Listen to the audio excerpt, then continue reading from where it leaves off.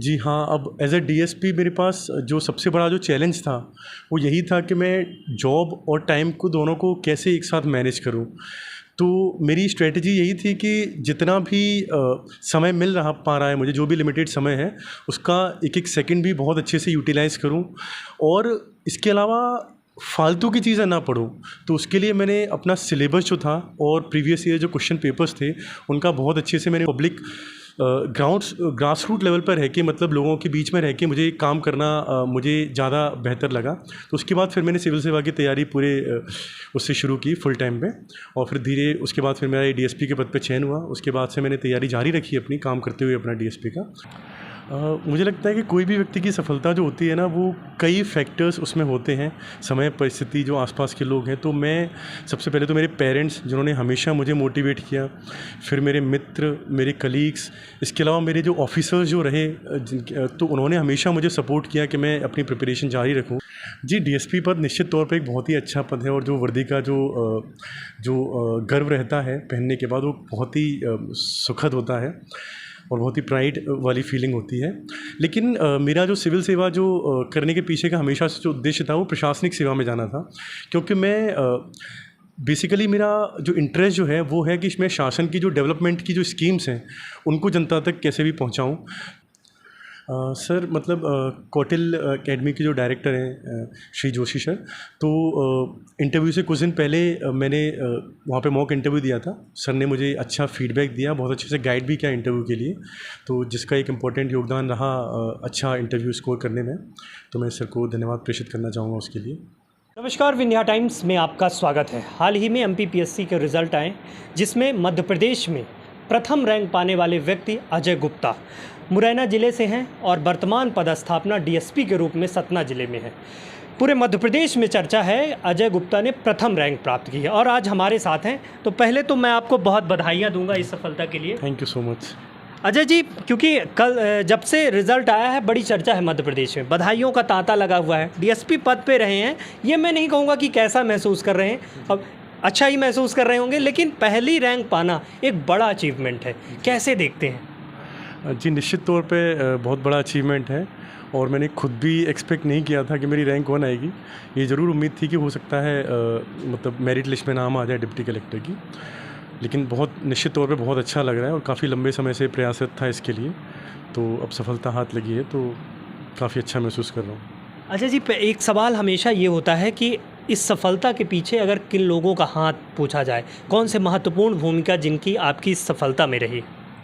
मुझे लगता है कि कोई भी व्यक्ति की सफलता जो होती है ना, वो कई फैक्टर्स उसमें होते हैं, समय, परिस्थिति, जो आसपास के लोग हैं। तो मैं सबसे पहले तो मेरे पेरेंट्स, जिन्होंने हमेशा मुझे मोटिवेट किया, फिर मेरे मित्र, मेरे कलीग्स, इसके अलावा मेरे जो ऑफिसर्स जो रहे तो उन्होंने हमेशा मुझे सपोर्ट किया कि मैं अपनी प्रिपरेशन जारी रखूँ जॉब के साथ अपने, और मतलब हर तरीके से मुझे सपोर्ट मिला, हर प्रांगण से मैं ये बोलूँगा, जिसकी वजह से मैं मोटिवेटेड रह पाया।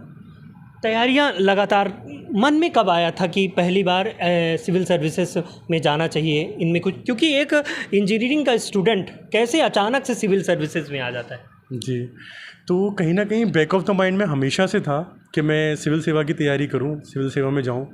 बचपन से ही हम देखते आते हैं, तो बड़ा मतलब अच्छा लगता है लेकिन अब जब कॉलेज मैंने किया, इंजीनियरिंग की, तो उसके बाद जो मुझे सबसे पहली चीज़ दिखी, जॉब एक्वायर करना।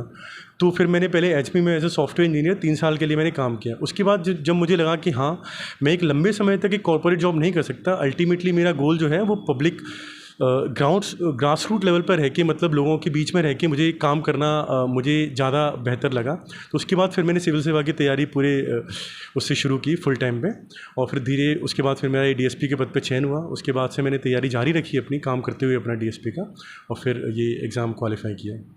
आपने कहा कि डीएसपी रहते हुए भी पढ़ाई जारी रखी।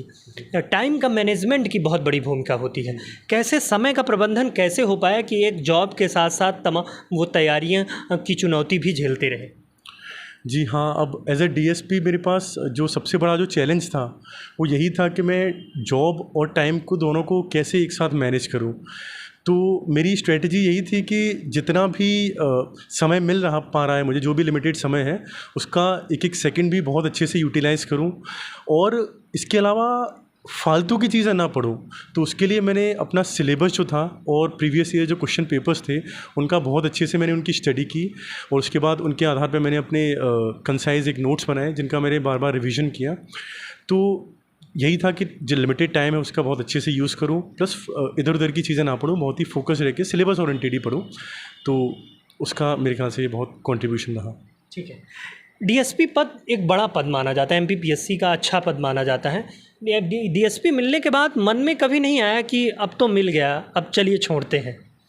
जी, डीएसपी पद निश्चित तौर पे एक बहुत ही अच्छा पद है और जो वर्दी का जो गर्व रहता है पहनने के बाद, वो बहुत ही सुखद होता है और बहुत ही प्राइड वाली फीलिंग होती है।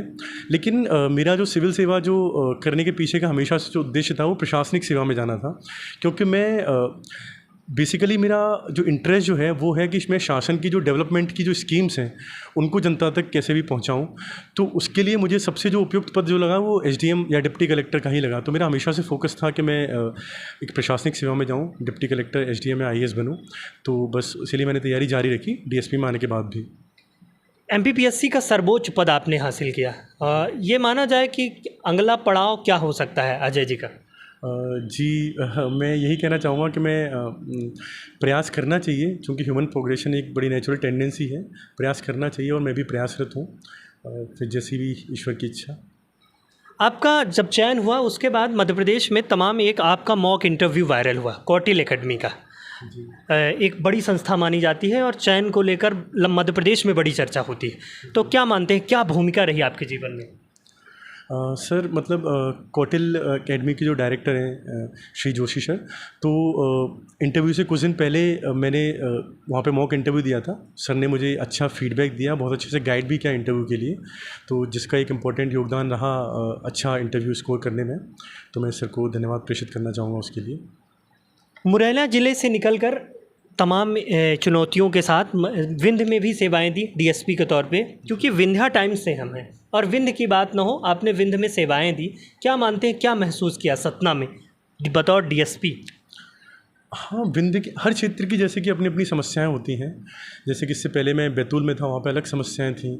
यहाँ पे जो डेमोग्राफी है यहाँ की, तो उसके हिसाब से और जो कल्चर है उसके हिसाब से यहाँ की बहुत अलग तरह की समस्याएं हैं। But as a police officer हमेशा आपका वो यही रहता है कि आप लॉ एंड ऑर्डर मेंटेन रखें, क्राइम रेट जो है ना उसको घटाने पे ध्यान दें, और एक क्वालिटी ऑफ लाइफ इम्प्रूवमेंट जो हो जनता का, उसके प्रति आप ध्यान दें। तो हमेशा यही फोकस रहता है पुलिस डिपार्टमेंट का और इन जनरल एडमिनिस्ट्रेशन का। स्टूडेंट का एक बड़ा तबका जी तैयारी कर रहा मध्य प्रदेश में तमाम शहरों पर लगातार परीक्षाएं न होने का भी एक कारण हो सकता है कि मनोबल टूट जाता है। और क्योंकि एमपीपीएससी 2018 से कुछ चीज़ें समय पर नहीं हो पाई, तो उन छात्रों के लिए क्या कहना चाहेंगे? मैं यही कहना चाहूँगा कि सिविल सेवा की परीक्षा जो है वो सिर्फ आपकी एप्टीट्यूड की या आपकी नॉलेज की या आपकी स्किल्स की परीक्षा नहीं है। ये परीक्षा है आपके पेशेंस, परसिवरेंस और परसिस्टेंस की, जहाँ पे आपको समय लगता है और उस समय के साथ अगर आप अपना डिटर्मिनेशन, अपना मोटिवेशन बना के रखते हैं और साथ में पर्टिकुलरली डिसिप्लिन बना के रखते हैं, तो कहीं ना कहीं एक दिन सफलता आपको हाथ में लगती है। और ये जो क्वालिटीज़ हैं, ये क्वालिटीज़ आपको सर्विस ज्वाइन करने के बाद में भी बहुत काम में आती हैं। तो ये मेरे ख्याल से मोटो होना चाहिए जो भी स्टूडेंट्स इसकी तैयारी कर रहे हैं, कि बिना हतोत्साहित हुए, रिज़ल्ट की परवाह किए बिना, रिज़ल्ट से अगर नेगेटिव रिज़ल्ट आया तो उससे हतोत्साहित हुए बिना अपना पूरा 100% एफर्ट एग्ज़ाम में दिया जाए और कंटिन्यू रखी जाए प्रिपरेशन। एक छात्र के जीवन में अगर कोचिंग की भूमिका की कहें तो क्या भूमिका होती है उसकी सफलता के पीछे? कोचिंग मुझे लगता है कि ये डिपेंड करना है कि छात्र कैसा है, छात्र की पर्सनैलिटी कैसी है। हर किसी का अपना एक एप्टीट्यूड होता है, एक मेंटल, एक पढ़ने का तरीका होता है। तो कोचिंग अगर आपको हर किसी को अपना खुद का एनालिसिस करना चाहिए। अगर उसको लगता है कि उसको कोचिंग की आवश्यकता है तो और वो कोचिंग आपको हेल्प करवा पा रही है तो बिल्कुल आपको निश्चित तौर पे आप ज्वाइन करें, अगर आपकी हेल्प हो रही है। और अगर आपको लग रहा है कि नहीं, आप सेल्फ स्टडी बेहतर तरीके से कर सकते हैं, अच्छी प्रोडक्टिविटी के साथ कर सकते हैं, तो बिल्कुल निश्चित तौर पर बहुत सारा फ्री कंटेंट भी अवेलेबल है यूट्यूब पर, जिसकी आप मदद ले सकते हैं। और अगर आप वो रेगुलरिटी और डिसिप्लिन अगर सेल्फ स्टडी में मेनटेन कर पा रहे हैं तो निश्चित तौर पर आपको सेल्फ स्टडी करनी चाहिए। मध्य प्रदेश के छात्रों के लिए क्या संदेश देना चाहेंगे? बिल्कुल मध्य प्रदेश हमारी जन्मभूमि है, तो इसकी सेवा करना हमारा कर्तव्य है। कर्मभूमि के प्रति ऋण चुकाने का हमारा एक तरीका है। तो बिल्कुल आप इस एग्ज़ाम के माध्यम से ऋण बखूबी चुका सकते हैं। आप बहुत अच्छे से पूरा मन लगा के एग्ज़ाम की तैयारी करें, और अगर आप एग्ज़ाम के अलावा आप कुछ और भी करना चाहते हैं, फॉर एग्ज़ाम्पल आपको स्टार्टअप करना है या एंटरप्रेन्योरशिप करनी है या फिर कोई इंडस्ट्री खोलनी है, तो आप वो काम करें। जिस भी काम में आपका मन करता है आप बहुत अच्छे से करें, वो भी अपने आप में एक देश सेवा, राष्ट्र सेवा और राज्य सेवा है।